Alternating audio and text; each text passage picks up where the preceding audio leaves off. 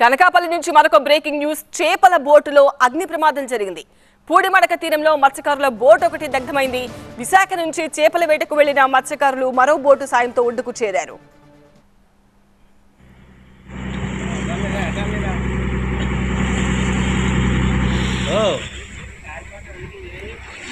మనం TV9 screen పైన exclusive గా దృశ్యాలు చూస్తున్నాము. అనకాపల్లిలో చేపల బోటులో జరిగిన అగ్ని ప్రమాదానికి సంబంధించిన విజువల్స్ అవి.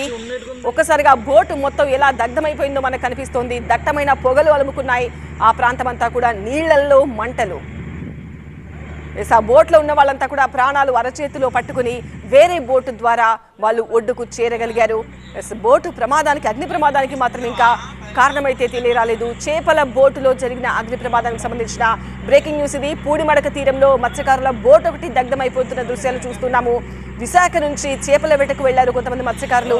అయితే ఒక్కసారిగా ఈ అగ్ని ప్రమాదం జరగడంతో వాళ్ళంతా మరో బోటు సహాయంతో ఒడ్డుకు చేరగలిగారు. ఇచ్చి ఉన్నట్టుకుంది.